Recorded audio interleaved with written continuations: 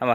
मित्रांनो, खेडेगावामध्ये खास मांडोधरीच्या कार्यक्रमानिमित्त सकाळी सकाळी त्या घरचे लोक मुलांना आपल्या मित्रांना आमंत्रण देत असतात आणि ते सकाळीच मांडोधरीसाठी डारांसाठी शेतावर जात असतात आणि डारा आणत असतात. तर अशाच प्रकारे आमच्या शेलोटीतील श्रीधरजी चाचेरे यांच्या घरी मांडोधरीचा कार्यक्रम आहे आणि या कार्यक्रमानिमित्त माझे मित्रमंडळी, पण या ठिकाणी एकही चाचेरे फॅमिलीचा व्यक्ती नाही आहे, हे चोकांतिका आहे. तर चला आपण कशाप्रकारे मांडोधरीच्या कार्यक्रमानिमित्त कसं डारा आणण्यासाठी त्यांचे मित्रमंडळी बाहेर जातात, शेतावर जातात आणि कशा डारा आणतात, कशा बंडीवर रचतात, याचं दर्शन, साक्षात दर्शन आपण घेऊया. तर चला या ना मित्रांनो. तर आपण आमचे मोठे बंधू विनोद भाऊ लांडगे यांचं म्हणणं ऐकून घेऊ की त्यांचं याच्याबद्दल काय विचार आहे. नमस्कार विनोद भाऊ. जी सर, नमस्कार जी. नमस्कार जी. तर माझा असा म्हणायचा उद्देश आहे की हा मांडोधरीचा जो कार्यक्रम आहे तर याच्या निमित्त तुम्हाला आमंत्रण दिलं होतं का? अजी हो ना, घरी आले होते सायंकाळी श्रीधरजी चाचेरे. हा, मांडो टाकवले जा.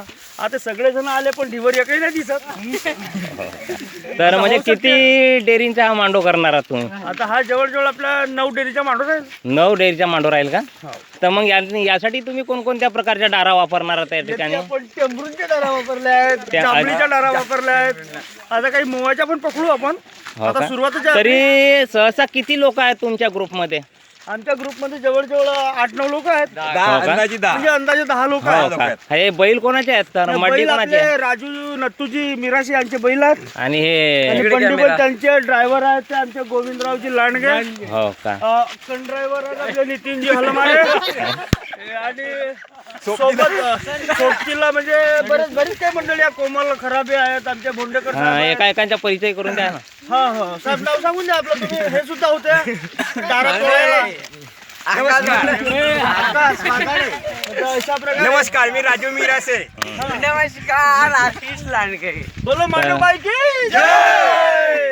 तर अशा प्रकारे तुम्ही आल्या तर येथून गेल्यानंतर आणि त्याच्यामध्ये आमचे विनुसजी नेवारी गुरुजी हे पण होते मांडोधरीला. आणि अतिशय सुंदर अशा डारा आम्ही तोडल्या आहेत. तर आता नवरीच्या घरी गेल्यानंतर म्हणजे तुमची काही व्यवस्था होते का? नाही, तिथे गेल्यानंतर पहिले बैलबंडीची पूजा होईल हा. आणि सगळे मांडो धरायची, म्हणजे सगळ्यांना टीका टुका लावून सगळे त्याच्या पाया लागण्यात येईल. हा. नंतर चहाची व्यवस्था केलीच आहे. हो का? नाश्ता पण असते का? आणि नंतर मग 10 वाजता जेवणाची व्यवस्था केली जाते. म्हणजे परंपरा हे कितीतरी कालावधीपासून म्हणजे परंपरा हे चालूच आहे. हो का?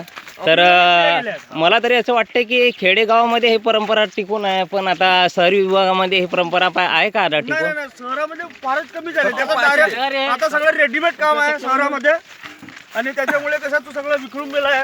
आणि आता शहरामध्ये काहीच नाही. मित्रांनो, आपल्या खेडेगावामध्ये अशाच प्रकारचा जो कार्यक्रम आहे, अशा प्रकारचा कार्यक्रम राबवला जातो. याच्यामुळे आपसात आणि नातेसंबंधामध्ये एक प्रेम संबंध टिकवून ठेवले जाते. तर मी विनुस नेवारे IBN लोकमततर्फे आपलं सर्वांचं स्वागत करतो.